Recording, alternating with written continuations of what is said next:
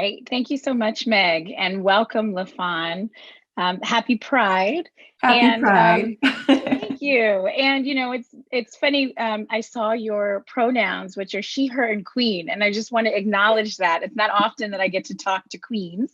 So, welcome. I'm so excited to have this conversation with you. Fantastic. Thank you so much, Kelly. I really look forward to it. So, LaFawn, before we begin, can you walk us a little bit through your career journey and how you've been in this space, the diversity, equity, and inclusion space, for 15 years or so? Could you tell us how you've seen that evolve during the course of your career? Oh, sure. So most of my career within DE&I has been in the tech industry, which we all know is very, very far behind a lot of other industries. And so there's definitely been an evolution. I think when I first started this work many years ago, it was really about just hiring in the workforce. So companies spent millions of dollars on just trying to find underrepresented talent and doing programs and initiatives and trying things without really understanding that without creating the environment in which people can thrive, you're losing money because people walk in and out the door like a year and a half, maybe 2 years later. And so you're paying that cost per hire over again. You're having to train people over again. And then you start to kind of get the reputation where diversity doesn't want to come work for your company. It's not that you can't find them, it's because they don't want to be there. So over the course of time, companies started to really focus on inclusion and really looking at their environment. Do we have the kind of culture that really does appreciate diversity? Do we have the kind of culture in which diversity can thrive and grow? Now we're in a space of where we're talking more around like psychological safety and belonging. And, it's much more than just the environment and having the great perks and things like that. It's really around how we communicate, how we create space for each other. It's building empathy to understand other people's lived experience. And now I see much more of an investment in that space, which is great because that's the only way that you're really going to be able to have a diverse workforce. And it's the only way that you're going to be able to create goods, products, and services that serve a global user base is if you have that workforce. So there's definitely been kind of an evolution over time. I think where we are now is in the equity space. So what do we need to do intentionally to make sure that the process, whether that is the hiring process, promotion process, whether that's who gets opportunities, that those things are fair and equitable. And it's kind of that tension, right, between group dynamics and populations that have been in power or who have had privilege, and those who have been marginalized and underrepresented and all of that. There's a tension between, well, how do we right the historical wrongs? How do we right the systemic wrongs? And so I call it a healthy tension, but it doesn't feel very comfortable, especially for those who are like, well, what about me? And is this reverse discrimination? Or is this like, what does this mean for me? The underpinning of all of it is to make things fair in a way that combats the harm done to marginalized communities. Thank you for such a rich answer and for explaining to us that from your perspective, there's been this evolution from getting folks of diverse backgrounds in the door to this culture of inclusion, to one of safety, and then finally one of equity, where people can be recognized for all that they bring to work and show up in an authentic, healthy way. And to begin to break down some of the historical barriers that have marginalized people. And I agree with you as someone who also does this work, that there is a real tension around all of this, in particular, because a lot of folks, myself included, have always been taught you come to work and work is not a place for you to show your identity, right? You leave home at home and work is the place where you just come to do a task.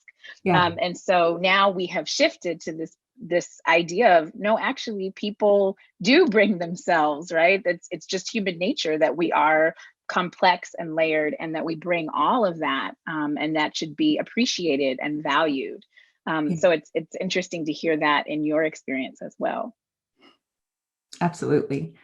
It's this concept of anyone who's heard me speak before has heard this, but I say that in tech we sold a lie. So we said, bring your whole self to work, and it's going to be fun, it's going to be great, and everyone's going to be welcoming. But that was a lie because it's people should bring their authentic self to work. Kelly, same thing. I was taught to be bilingual, and I don't speak a different language, but you are one way at work, you're one way at home. That's how a lot of us were taught, especially if you're from a marginalized community. You have to be a particular way in order to fit in. And so in tech, we're like, bring your whole self, bring everything. But companies weren't prepared. They're not prepared for everyone's whole self. I want people to bring their authentic self. I want people to be who they are. And I want companies to take the responsibility to create the environment where that can actually be true. Yeah, absolutely. You mentioned this idea of being bilingual, and I definitely think for many of us, we develop the skills to be bilingual and bicultural, right, at work. And so the title of this chat is Code Switching and Being LGBTQIA plus at Work. Can you tell us what is code switching? Sure. It's so my father described it as another language, but it's really when you have to change up who you are or how you present yourself in order to pacify your audience. So I'll give you an example. There may be an opinion I am very strong about. There may be something I feel very passionate about, or something that's upsetting. And I know that as a Black woman, I am going to be perceived a particular way. So there is the angry Black woman trope that I feel I have to combat every day. So I may approach a problem differently than the way that I actually feel inside. That's why, that's why my father said another language, because you really do feel like you're speaking a different language than how you actually feel. You are reading the room when you're code switching. You are expending energy to figure out how best not to make other people feel uncomfortable. It's ridiculousness because the amount of energy that you spend on, okay, let me see my audience. Okay, well, let me check my voice. Let me look at my tone. Is my facial expression, showing what I needed to show? All of that energy is energy that could be spent just being phenomenal at what you do. Right? So you can imagine if people don't have to code switch, they get to expend that energy elsewhere on performing, on thinking through big problems, on showcasing who they are. And when you have to code switch, that really takes away from it. And if you do that several times a day, which I think a lot of us watching in today do, you are exhausted at the end of the day. And particularly with the LGBTQ plus community, code switching has a different connotation because you may be safe at home and not be safe at work, or you may be safe at work and not safe at home. And now, because of the pandemic, a lot of us have had to be in these work from home environments. So how do you reconcile the two when you have to code switch in one place and not the other? It's creating a space of people not feeling safe in one of the environments or the other. And so there's a slightly different turn for folks who maybe are out in one place or another, blending those environments. We talk about it in a positive way. We get to know our coworkers better. We get to see their home environments and kids and parents and pets. But there is this fear within our community. If you're not out everywhere, where are you safe? And if home is supposed to be the place where you can just be whatever you need to be, how do we make sure that's not conflated with this new virtual environment? I love that you brought up the virtual environment and how that also adds another layer to code switching for folks from historically marginalized backgrounds. And it made me sort of chuckle in my head because my partner, whenever he comes home, will always say, I could tell you were on a work call because I heard your voice, and your voice is significantly different when you're on a call than when you Yes. talk to me. Yeah, So absolutely. I can absolutely appreciate that. And I'm also sort of thinking about the toll that it takes on people's mental health Mhm. to have to carry that burden. So I'm wondering, from your perspective, why is it important for us to understand code switching in the interest of employees' mental health and well-being at work? Yeah, that's a great question. Well, we can't show what we can do until we can show up who we are, right? So if we're expending all of that time, mentally, it's exhausting. It's not healthy to have to hide who you are. It's not healthy to have to pretend to be something that you aren't, or that you're not feeling something that you're feeling inside. That's not a healthy way through. And so what you're doing is packing in a whole lot of trauma, just little everyday things that really does significantly impact your mental health. Again, like the energy you expend, the time you spend thinking, it's exhausting. And so you find yourself in a place, a company will find employees in a place where they can't actually be well, they can't perform, they can't show up how they're supposed to, they can't lead because they're spending all of this time and have built up all of this trauma over that time. So we have to, and I say we, I mean companies have to figure out a way to help employees heal through that systemic trauma. If we say all the buzzwords, we want people to feel like they belong, and we want inclusion and all of these things, then we have to put our money where our mouths are. We have to actually create the spaces. So some of the things that we're doing at Indeed is we have this thing called healing spaces, and that's led by a trauma expert, to be able to talk about some of these issues, to help support employees through just being at work, especially with all of the things that are happening around us. There needs to be that support. And oftentimes a corporation will think about, they'll think about, HR and, investigative processes to talk about microaggressions, or they'll think about punitive things that need to occur if somebody said something they weren't supposed to say. But what we don't think about is restorative justice, right? How do we heal harm caused?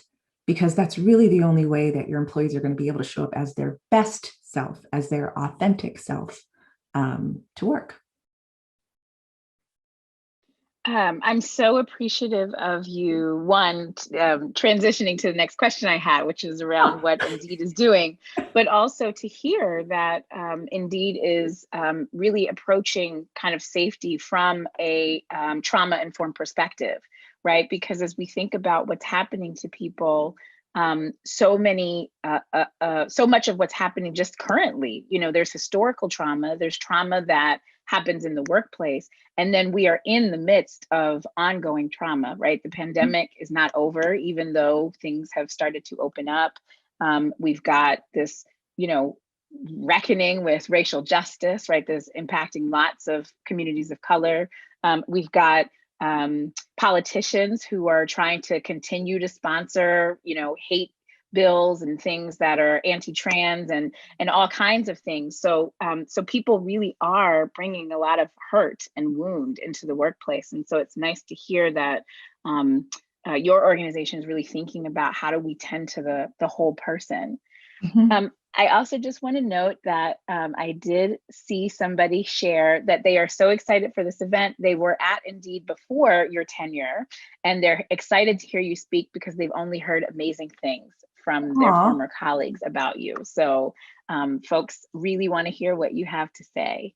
Um, I want to go back to this idea of how we can be authentic at work. And Mhm. my question for you is, how can we be our authentic selves at work without feeling judged by our coworkers or insecure about our choices or our identities? And what responsibilities do you think employers have to make sure that people can be their authentic selves at work? Yeah, that's a great question. So I think for individuals, it really depends on where you are on your journey. I recognize that we're not all in safe spaces. So what you may have to do is not be out. What you may have to do is code switch. And those are tools for just survival. So I want to recognize that every place isn't Disneyland. We all can't just walk in and be like, I'm here, I'm queer, and I'm proud of it, right? We that should be how you should operate. But I do want to take a second to recognize that we're not all in that place. I think if you are in an environment, or if you are along on your journey where you are comfortable with who you are, you feel safe coming out, then it actually makes the environment better for you and others when you are who you are. And I know that can feel a little awkward if you feel like you don't fit in, but any place that you are should value what you bring, not that you fit in, right? From the company side, a company doesn't want to be the same company they are 10 years from now. So they shouldn't want people that just continually fit in to what they have. And so it's very brave for any of you to just show up as you. Right? This is who I am. You can like it, you cannot. This is who I am. And that takes an incredible amount of bravery. It also sets the stage for other people to understand who you are. And that will help them interact with you better. It really does make for a better environment when you can be free. And so I would encourage those of you who can to definitely like step out into the light a little bit more. Let people see you for all of your wonderfulness and amazingness, because that's going to make it better for you. That's going to make it better for everyone. We're not all the same. And so I love understanding other people's lived experiences, other people's backgrounds, like all of those things are fascinating to me. And so helping expand that reach where you are is foundational if you're able to do so. Now, on the company side, that's where the responsibility is. That's where it is. Because you have a lot of like grassroots, right? Where employees are like, this is important to us and this is what we should do. And they push companies to do better. And that's great. But it really is on the company to make the environment in which people can just show up that way, right? And build empathy throughout the organization so that it's not just about appreciating certain demographics. Like we're all intersectional. None of us have a binary identity, even though some might want to think that. So I'm Black, I'm queer, I'm a woman, I'm of a mature age. I am fabulous. I have a lot of layers. So that means that I experience the workplace differently. And we should all be able to be any of those things and a combination of those things and be able to kill it at work. And so it's a company's responsibility to create that environment. Yeah, I love all of that. Something that really stands out to me in the first part of what you said was around if it's safe to do so, and if you have the freedom to do so, being your authentic self creates for a better environment. And I think that's true. I think it creates for a better environment for you as the person who gets to be your full self. I also think there's something really powerful about modeling that for other people, right? So that other people can see it and maybe step into some bravery where they can then also try some things on. And so the more that people are doing that, right? I think little by little cultures start to shift because people feel are bringing themselves, right? And so the culture almost has to change because people are, showing up as who they are, right? Absolutely. Yeah. We talked a little bit about this in terms of the virtual environment, but I'd love to ask you more specifically, how has the pandemic created barriers to belonging at work? And on the flip side, how has it created opportunities for greater inclusion? Hmm. So I think I used to see things that said the pandemic was like the great equalizer or something of that nature. Um, and I get it, the virus does not discriminate. However, we do know that the virus and the pandemic and our systemic issues everywhere um, really just kind of showed the inequities that already exist. The pandemic didn't hit everybody in the same way, right? And so I think it just actually widened the gaps or at least made them more visible from the healthcare system all the way through, what was deemed essential roles and how much they were actually valued. I believe teachers should get paid $1 million a year. My son is an adult. I could not imagine teaching children at home in a virtual environment, also while trying to work. I think some of us were privileged and able to work in this virtual environment and be able to do our jobs from home. Others don't have a home to do it from. Even our home environments aren't created equal. There are some folks who are still balancing their laptop on an Amazon box and a stool. Others have 5 roommates, so they're literally in a closet. There are others who just don't have the conducive environment or the bandwidth or all sorts of things. There are just a lot of inequities, and the pandemic showed that. Again, the essential work versus what wasn't essential. What are people getting paid? What does a living wage actually entail? And how far behind we really are when it comes to the economics of that. I think on the flip side, so that one of those things belong in both columns, and that is, it is more visible. The inequities are more visible. No one can turn a blind eye, even though they try. No one can erase what is happening because it's very visible, right? It's here. And you can deny events all you want, or you can deny that there's, things like white supremacy or homophobia or privilege or transphobia. You can deny all those things, but it's right in our face. And so for me, that is a positive. For those of us who do get to work from home, we do get to know each other a little bit more. And again, where it's safe to do so, that I think is a positive thing because we're able to connect as humans differently than we were when we were in the office. Yeah.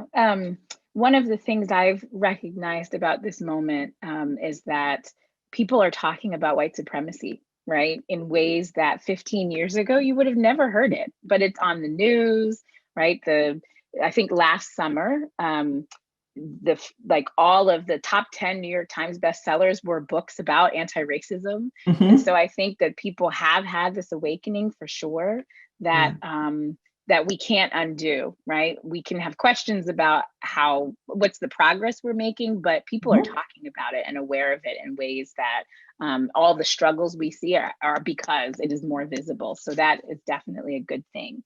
Absolutely. I see a question I want to make sure to ask from the audience, which is, does anyone have experience with advocating for a company that is not working to do better in their inclusion practices? I'm lucky to work for an organization that I think is doing wonderfully, but I want to use my voice and passion to push other organizations to think critically about this and do better. Well, there's a few different things. So I don't think that there is a company that's like amazing and then companies that just aren't. There's a gray in between of where companies truly are. I think what's been happening lately is call out culture, which is good and bad. I think it is good to hold companies to task and to hold them accountable. So if you're going to say the words, then do the things. Right. And so there's much more of that. Like, no, we know what you said. We saw the statement of solidarity and all of that. And you mentioning George Floyd's murder. You didn't mention anybody else's, and you're not talking about systemic racism. So what's going on? What is happening there? And that's not just coming from employees, that's coming from consumers. consumers actually want to buy from brands that associate with their values, whatever those values are. And so I see a lot more of that, where even if you don't work there, you're like, what's going on here? You know, what kind of party is this? Why hasn't your workforce changed? What are you doing within? And that I think is a good thing. In order to help employees do it better, if you're trying to advocate that way, it's really helping them establish what they really want. You can't just keep screaming that things aren't okay. Quickly gather and say, here are the things that we think are going to make the difference at the company. And we want to hold you, leadership, accountable for these things. Put it in brass tacks. Here's the thing. If you don't do those things, people are going to walk out the door. That is money walking out the door. And if they know nothing else, they should understand the value of talent that they're going to have a hard time attracting. Right? Everybody's hiring right now, it seems. So they want to be on the right side of history at this point, because more job seekers, more consumers are saying, what you used to do isn't good enough anymore. I 1,000% agree. And I would also just add, I think it starts with your community. So there are organizations that I don't work for, but am a part of, or communities that I'm a part of, that I feel free to say, you know, hey, I saw this statement that you put out. My high school was one of them. I saw this statement that you put out.